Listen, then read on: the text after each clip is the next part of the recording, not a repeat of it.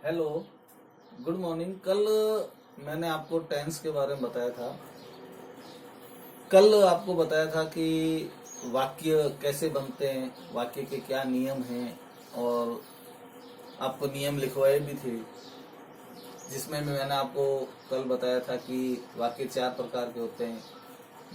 Number 1 सकारात्मक वाक्य, number 2 नकारात्मक यानी कि नेगेटिव वाक्य, नंबर 3 प्रश्नवाचक यानी कि इंट्रोगेटिव वाक्य, नंबर 4 इंट्रोगेटिव नेगेटिव सेंटेंस यानी कि प्रश्नवाचक नकारात्मक वाक्य। इन चारों को बनाने के नियम भी आपको कल मैंने बताए थे, आपको लिखवाए भी थे और आपको समझ में आ गए होंगे। एक बार और मैं उसको रिपीट कर रहा हूँ, रिवाइज कर रहा हूँ फटाफट, जिससे कि आपके दिमाग में वो तुरंत क्लिक हो जाए। देखो, सकारात्मक वाक्य का मैंने आपको कोई नियम नहीं लिखवाया था। उसका एक स्ट्रक्चर लिखाया था, जिसमें आपको सबसे पहले सब्जेक्ट, उसके बाद मेन वर्ब, उसके बाद ऑब्जेक्ट, एक ये लिखवाया था स्ट्रक्चर, और एक लिखवाया था आपको सब्जेक्ट, हेल्पिंग वर्ब, वर्ब और ऑब्जेक्ट। नकारात्मक वाक्य के लिए मैंने आपको नियम बताया था कि किसी भी टेंस का अगर अपन नकारात्मक वाक्य बनाएंगे तो हमेशा हेल्पिंग वर्ब के बाद नॉट लगाएंगे। ये हर टेंस में काम आएगा, चाहे वो प्रेजेंट का है, चाहे पास्ट का है, चाहे फ्यूचर का है, चाहे कंटिन्यूअस है, परफेक्ट है, परफेक्ट कंटिन्यूअस, कोई भी 12 के 12 टेंसों के अगर आप नकारात्मक वाक्य बना रहे हो तो हमेशा आपको हेल्पिंग वर्ब के बाद नॉट लगाना है। फिर थर्ड नंबर पे था प्रश्नवाचक वाक्य, इंट्रोगेटिव नेगेटिव, जिसमें आपको मैंने ये बताया था कि किसी भी टेंस का अगर आपको प्रश्नवाचक वाक्य बनाना है तो आपको हमेशा हेल्पिंग वर्ब से वाक्य प्रारंभ करेंगे। इसमें मैंने आपको दो तरह के प्रश्नवाचक वाक्य बताए थे, एक WH वर्ड से वाक्य प्रारंभ होने वाला और एक हेल्पिंग वर्ब से वाक्य प्रारंभ होने वाला। हेल्पिंग वर्ब से वाक्य प्रारंभ होने वाला अपने इस टेंस में काम आएगा, और WH वर्ड से जो प्रश्नवाचक वाक्य शुरू होते हैं वो काम आते हैं आपके फ्रेमिंग क्वेश्चन के अंदर, जो मैं आपको बाद में कराऊंगा। फिर था लास्ट था इंट्रोगेटिव नेगेटिव सेंटेंस, जिसमें मैंने आपको ये बताया था कि किसी भी टेंस का अगर आपको प्रश्नवाचक नकारात्मक वाक्य बनाना है तो हेल्पिंग वर्ब से वाक्य प्रारंभ करेंगे और कर्ता के तुरंत बाद नॉट का प्रयोग करेंगे। ये 4 तरह के वाक्य आपको बनाने बताए थे। अब आज से अपन टेंस शुरू कर रहे हैं, और आज सबसे फर्स्ट टेंस है अपना, पहला टेंस है प्रेजेंट इंडेफिनिट।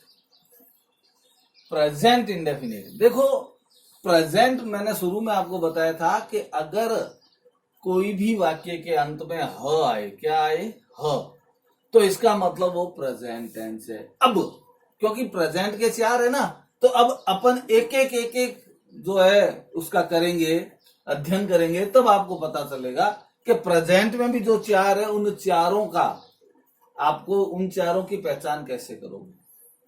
तो मेन जो था वो तो ह आ गया। अब प्रेजेंट इंडेफिनिट, इसमें क्या होगा मैं आपको पहले लिखवाता हूं, फिर इसके बारे में समझाऊंगा आपको। प्रेजेंट इंडेफिनिट हिंदी वाक्यों के अंत में ता है, ती है, ते है आदि शब्द आते हैं। तो प्रेजेंट इंडेफिनिट की हिंदी में पहचान क्या हुई कि प्रेजेंट इंडेफिनिट के हिंदी वाक्यों के अंत में ता है, ती है, ते है आदि शब्द आते हैं। क्या आते हैं? ता है, ती है, ते है आदि शब्द आते हैं हिंदी वाक्य के अंत में। कहा? हिंदी वाक्य, अभी हिंदी का है। हिंदी वाक्यों के अंत में ता है, ती है, ते है आदि शब्द आते हैं। मैं खाना खाता हूं, वह बाजार जाता है, मैं पानी पीता हूं, मैं नहाता हूं, मैं सोता हूं, वे नहाते हैं, वो जाते हैं, मतलब ता है, ती है, ते है। यदि किसी हिंदी वाक्य के अंत में ता है, ती है, ते है शब्द आते हैं, इसका मतलब वो वाक्य प्रेजेंट इंडेफिनिट का है। कौन से टेंस का है वो? प्रेजेंट इंडेफिनिट का। प्रेजेंट इंडेफिनिट की हिंदी में क्या पहचान हुई? हिंदी वाक्यों के अंत में ता है, ती है, ते है आदि शब्द आते हैं। क्या आते हैं? ता है, ती है, ते है आदि शब्द आते हैं। अगर हिंदी वाक्य के अंत में ता है, ती है, ते है शब्द आते हैं, इसका मतलब वो वाक्य प्रेजेंट इंडेफिनिट का है। वो कौन से टेंस का है? प्रेजेंट इंडेफिनिट का। अब अंग्रेजी में ये तो था, देखो हिंदी में पहचान, अब अंग्रेजी में इसकी क्या पहचान होगी? प्रेजेंट इंडेफिनेट और पास्ट इंडेफिनेट दो टेंसों को आपको ध्यान से समझना पड़ेगा, ये ध्यान रखना एकदम। क्यों? इसकी बारीकी है, देखो अभी मैं लिखवाऊंगा तब आपको पता चलेगा कि इसमें जो है प्रेजेंट इंडेफिनेट और एक जब नेक्स्ट आप पढ़ोगे पास्ट इंडेफिनेट, इन दो टेंसों को ध्यान से समझना है अंग्रेजी में। अब ये हिंदी हो गया, अब अंग्रेजी में। अंग्रेजी में सकारात्मक वाक्यों में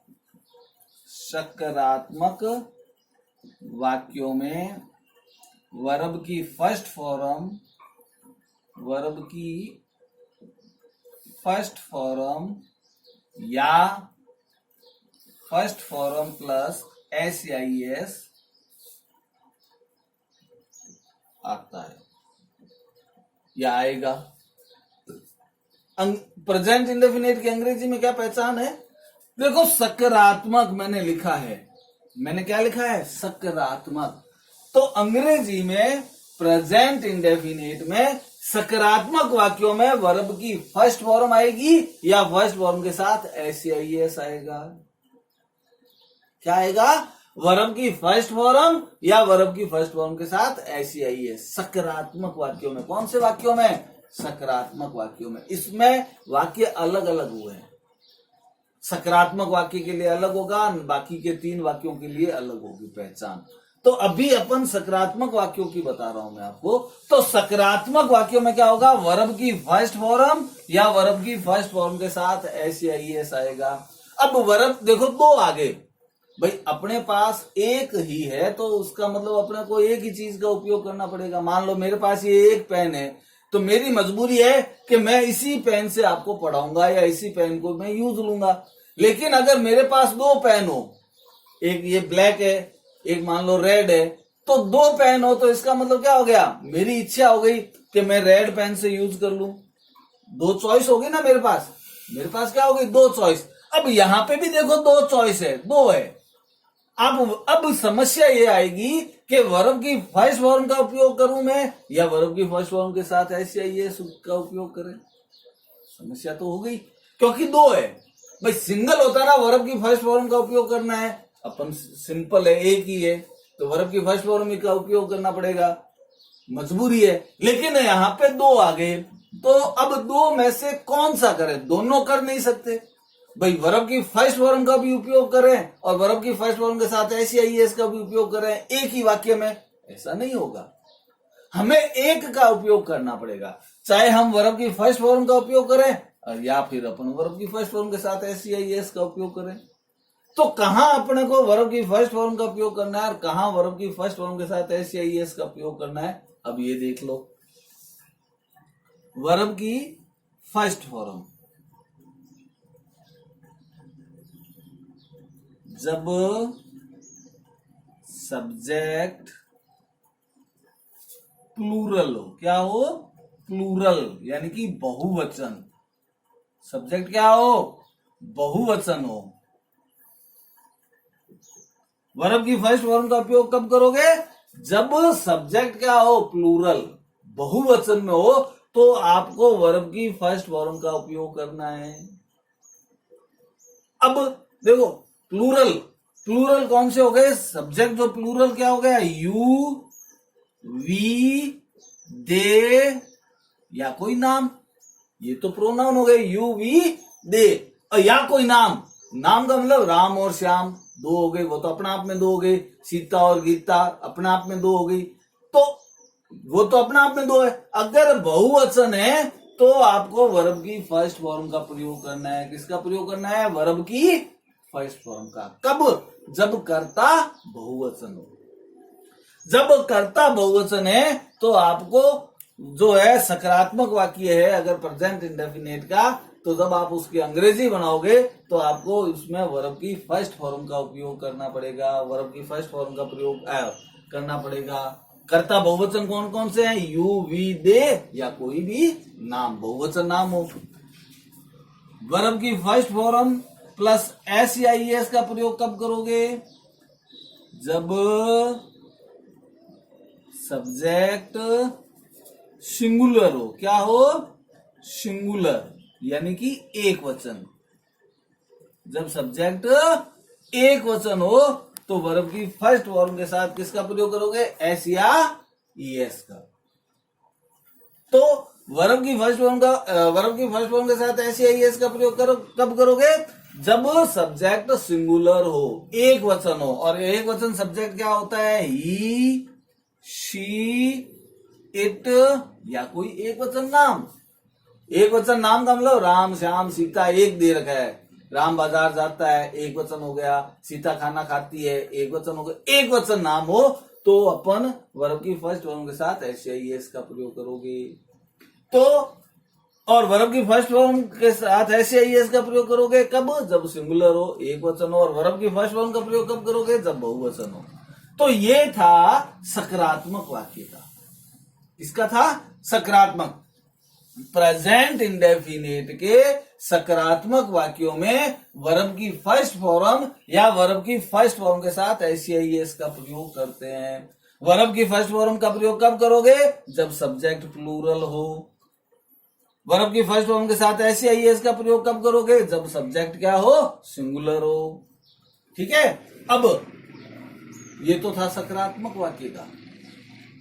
अब नकारात्मक हो, प्रश्नवाचक नकारात्मक हो, तब क्या करेंगे? तो उसके लिए लिखो, आप इसको उतारो फटाफट एक।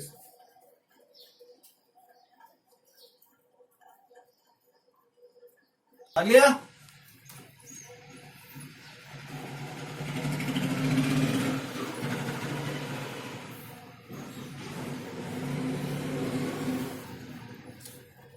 अब नकारात्मक यानी कि नेगेटिव, नकारात्मक वाक्य या नकारात्मक, प्रश्नवाचक और प्रश्नवाचक नकारात्मक वाक्य हो तो हेल्पिंग वर्ब के रूप में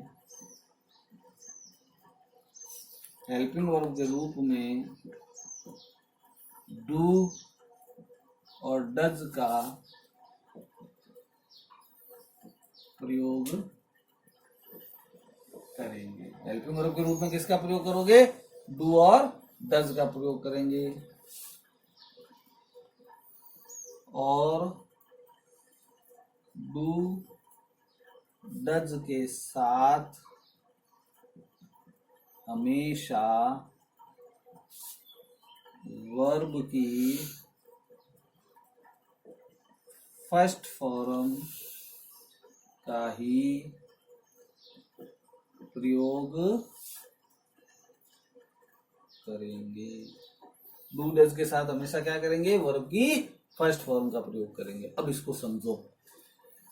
देखो, सकारात्मक वाक्य में आपको मैंने अभी बताया कि वर्ब की फर्स्ट फॉर्म या वर्ब की फर्स्ट फॉर्म के साथ एस या ईएस का प्रयोग करते हैं, है ना। लेकिन नकारात्मक वाक्य, प्रश्नवाचक वाक्य और प्रश्नवाचक नकारात्मक वाक्य हो तो क्या करेंगे? प्रेजेंट इंडेफिनिट का। यदि प्रेजेंट इंडेफिनिट का कोई प्रश्नवाचक वाक्य है, कोई नकारात्मक वाक्य है या प्रश्नवाचक नकारात्मक वाक्य है, तब क्या करेंगे? तो उसके लिए है, क्योंकि अपने को ये बात पता है। देखो, इससे पहले मैंने आपको वाक्य लिखवाए थे, वाक्य बनाने के नियम बताए थे ना। उसमें आप गौर करना कि नकारात्मक वाक्य, प्रश्नवाचक वाक्य और प्रश्नवाचक नकारात्मक वाक्य बनाने के लिए आपको हेल्पिंग वर्ब की जरूरत पड़ेगी। लिखवाया है ना, उसमें ये लिखा है। देखो, नकारात्मक में हेल्पिंग वर्ब के बाद नॉट लगता है, प्रश्नवाचक में हेल्पिंग वर्ब से वाक्य प्रारंभ करेंगे, प्रश्नवाचक नकारात्मक में हेल्पिंग वर्ब से वाक्य प्रारंभ करके कर्ता के तुरंत बाद नॉट लगाते हैं। तो अपने को ये बात पता है कि यदि कोई भी नकारात्मक वाक्य बनाएंगे तो हेल्पिंग वर्ब तो जरूरत पड़ेगी। यदि कोई भी प्रश्नवाचक वाक्य बनाएंगे तो हेल्पिंग वर्ब की जरूरत पड़ेगी, यदि कोई भी प्रश्नवाचक नकारात्मक बनाएंगे तो भी हेल्पिंग वर्ब की जरूरत पड़ेगी। तो हेल्पिंग वर्ब तो जरूरत पड़ेगी इन तीनों में, नकारात्मक में, प्रश्नवाचक में, प्रश्नवाचक नकारात्मक में जरूरत पड़ेगी। तो यहाँ पे जब अपन ने प्रेजेंट इंडेफिनिट का सकारात्मक पढ़ा, उसमें अपन ने देखा कि वर्ब की फर्स्ट फॉर्म या वर्ब की फर्स्ट फॉर्म के साथ एसईएस आता है, हेल्पिंग वर्ब तो आती नहीं है। तो यहाँ पे नकारात्मक, इसका नियम है नकारात्मक, अगर प्रेजेंट इंडेफिनिट का नकारात्मक वाक्य है, यदि प्रेजेंट इंडेफिनिट का प्रश्नवाचक वाक्य है, यदि प्रेजेंट इंडेफिनिट का प्रश्नवाचक नकारात्मक वाक्य है, तो उसमें हेल्पिंग वर्ब के रूप में आपको डू और डज का प्रयोग करना ही पड़ेगा, निश्चित है, ध्यान रखना। और हमेशा ध्यान रखना कि डू और डज के साथ हमेशा वर्ब की फर्स्ट फॉर्म ही आएगी, ये भी फिक्स है, ध्यान रखना। अब देखो यहां पे डू और डज, फिर दो आगे, अब डू का प्रयोग करें या डज का प्रयोग करें, ये भी एक समस्या है या नहीं है? तो यहां पे अपन देखें कि डू का प्रयोग होता है जब सब्जेक्ट प्लूरल हो। क्या हो? प्लूरल, यानी कि यू, वी, दे या कोई बहुवचन हो। तो डू का प्रयोग कब होगा? जब सब्जेक्ट प्लूरल हो, यानी कि यू, वी, दे या कोई बहुवचन करता है तो उसके लिए डू का प्रयोग करेंगे। और डज का प्रयोग जब सब्जेक्ट सिंगुलर हो, जब सब्जेक्ट क्या हो?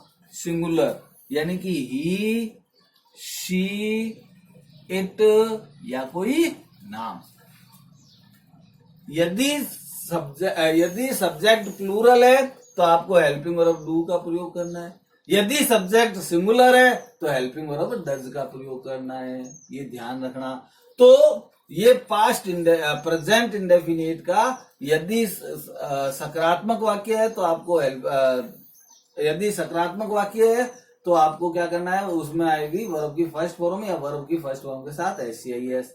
लेकिन यदि प्रेजेंट इंडेफिनिट का नकारात्मक प्रश्नवाचक और प्रश्नवाचक नकारात्मक है तो उसमें आपको हेल्पिंग वर्ब के रूप में डू और डज का प्रयोग करना पड़ेगा। और जब वाक्य में डू और डज का प्रयोग कर देंगे तो हमेशा उसमें क्या करेंगे, वर्ब की फर्स्ट फॉर्म का प्रयोग करेंगे। डू आता है एक बहुवचनकर्ता के लिए और डज आता है एक वचनकर्ता के लिए। ये बहुवचनकर्ता यू, वी, दे, ये एक वचनकर्ता ही, शी, इट। अब तो ये था present indefinite. Present indefinite Hindi वाक्यों के अंत में ता है, ती है, ते है। सकारात्मक वाक्यों में वर्ब की फर्स्ट फॉर्म या वर्ब की फर्स्ट फॉर्म के साथ एससीआईएस का प्रयोग होता है। लेकिन नकारात्मक प्रश्नवाचक और प्रश्नवाचक नकारात्मक में हेल्पिंग वर्ब के रूप में डू और डज का प्रयोग होता है। और ये ध्यान रखना, जब वाक्य में डू और डज का प्रयोग हो जाता है तो हमेशा वर्ब की फर्स्ट फॉर्म का ही प्रयोग करेंगे। अब मैं इसके स्ट्रक्चर आपको सकारात्मक वाक्य का स्ट्रक्चर, नकारात्मक वाक्य का स्ट्रक्चर और प्रश्नवाचक नकारात्मक चारों वाक्यों के स्ट्रक्चर आपको मैं लिखवाता हूँ। पहले आप इसको उतार लें। उतार लिए?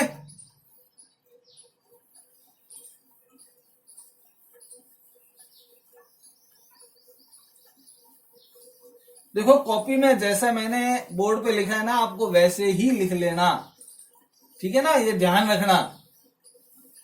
अब स्ट्रक्चर देखो, सकारात्मक का ऊपर आपके हेडिंग डाली हुई है प्रेजेंट इंडेफिनिट। अब सकारात्मक वाक्य, ठीक है, सकारात्मक वाक्य का स्ट्रक्चर क्या होगा? सब्जेक्ट प्लस वर्ब की फर्स्ट फॉर्म या वर्ब की फर्स्ट फॉर्म प्लस एस या ईएस प्लस ऑब्जेक्ट। ये सकारात्मक वाक्य का आपके स्ट्रक्चर हो गया। इंग्लिश में लिखना चाहो तो अफर्मेटिव सेंटेंस,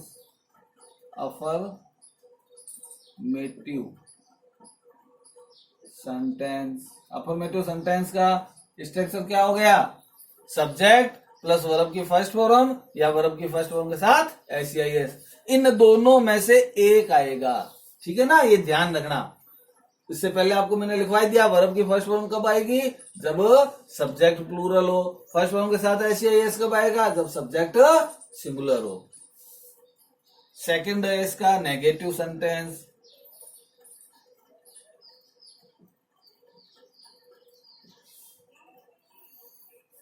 यानी कि नकारात्मक वाक्य।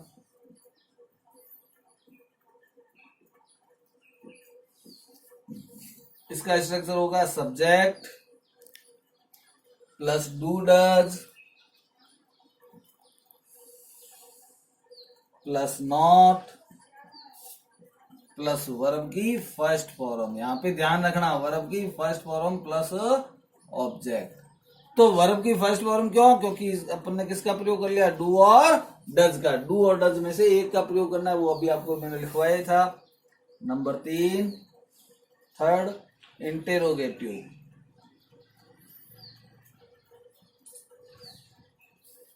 इंट्रोगेटिव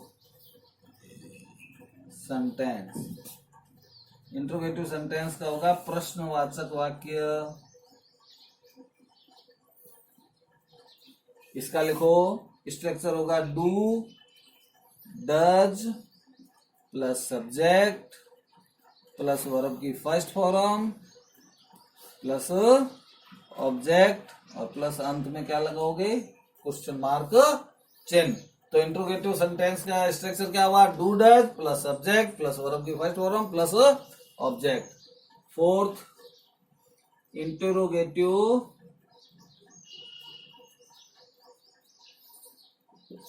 नेगेटिव, यानी कि प्रश्नवाचक नकारात्मक वाक्य।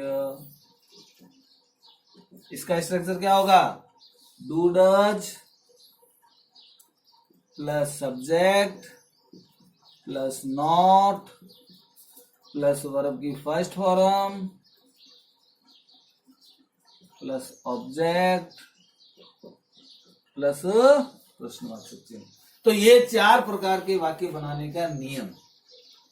प्रेजेंट इंडेफिनिट का टोटल का आपको मैंने पहले लिखवा दिया था।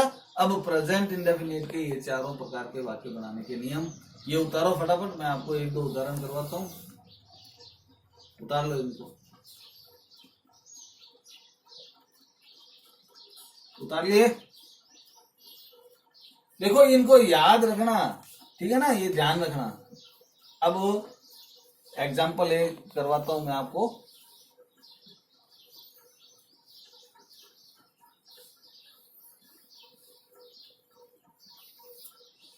जैसे राम खाना खाता है। देखो राम खाना खाता है, बिल्कुल सिंपल वाक्य है, बिल्कुल साधारण वाक्य है। कोई नॉट का प्रयोग नहीं हुआ, कोई प्रश्नवाचक शब्द का प्रयोग नहीं हुआ, है ना, कुछ भी नहीं हुआ। सकारात्मक वाक्य है। तो अपने देखो कोई भी टेंस कोई भी वाक्य दिया हुआ है, अगर आप उसकी अंग्रेजी बना रहे हो, क्या बना रहे हो? अंग्रेजी। सबसे पहले आप उसके अंत में जाओ कि अंत में क्या है। यहां पे देखो ह है, इसका मतलब प्रेजेंट इंडेफिनिट प्रेजेंट टेंस हो गया। अब ह से पहले क्या है? मैंने क्या बताया? मोटा मोटी मेन ऊपर से पकड़ आपने क्या की? ह आ गया, तो प्रेजेंट का हो गया, यानी कि ये प्रेजेंट का। अब प्रेजेंट में भी 4 है ना। अभी आपने प्रेजेंट इंडेफिनिट पढ़ा, उसमें आपने पहचान पढ़ी ता है, ती है, ते है।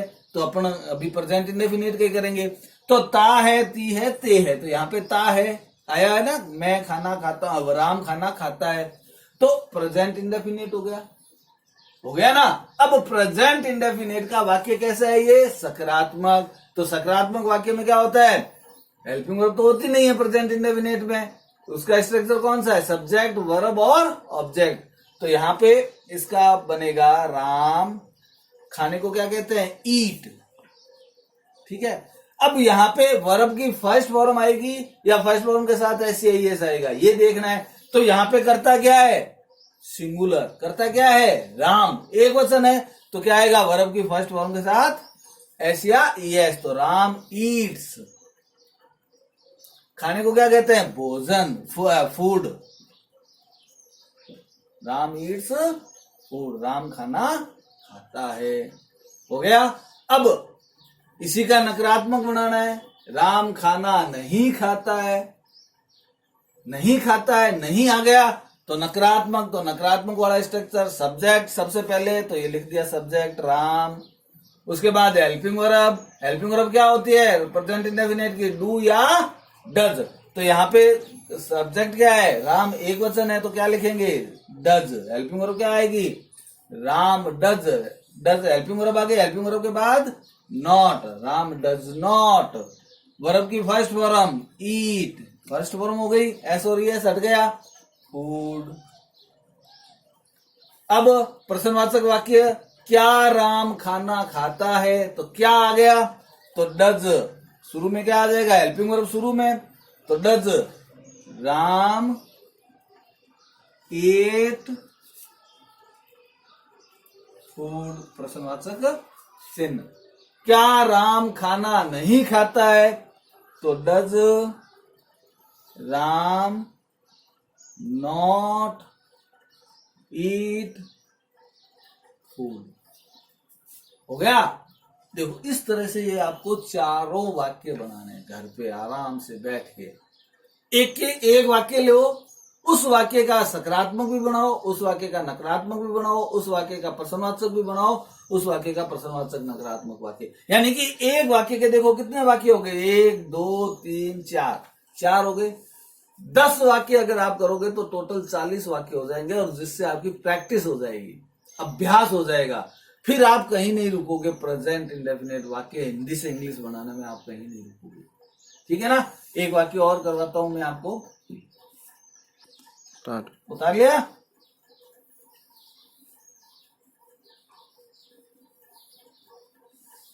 देखो जैसे वे विद्यालय जाते हैं, तो वे क्या कहेंगे दे। ठीक है। अब दे बहुवचन है, दे बहुवचन है तो क्या आएगा वर्ब की फर्स्ट फॉर्म, जाने को क्या कहते हैं गो, तो दे गो टू स्कूल। ठीक है ना। ता है, ती है, ते है, आया है, तो प्रेजेंट इंडेफिनिट, प्रेजेंट इंडेफिनिट में वर्ब की फर्स्ट फॉर्म या वर्ब की फर्स्ट फॉर्म के साथ ऐसे ये करता बहुवचन है, इसलिए अपने वर्ब की फर्स्ट फॉर्म का प्रयोग किया। अब नकारात्मक बनाना है तो दे बहुवचन है ना, हेल्पिंग वर्ब क्या आएगी डू, क्या आएगी do. They do not go to school. अब प्रश्नवाचक वाक्य बनाना है, हेल्पिंग वर्ब से वाक्य प्रारंभ करेंगे तो do they go to school, और अंत में प्रश्नवाचक चिन्ह।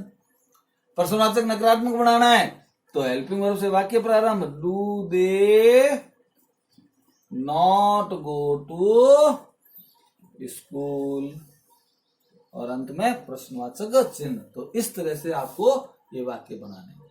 ठीक है ना। ये ध्यान रखना, करना जरूर, प्रैक्टिस करना। जितनी आप प्रैक्टिस करोगे हिंदी से, एक वाक्य लो 4-4 वाक्य बनाते रहो, एक लिया 4 बन गए, एक लिए 4 बन गए, तो आराम से इजीली हो जाएगा। तो ये आपका प्रेजेंट इंडेफिनिट टेंस हो गया। ठीक है। उतार लो इसको।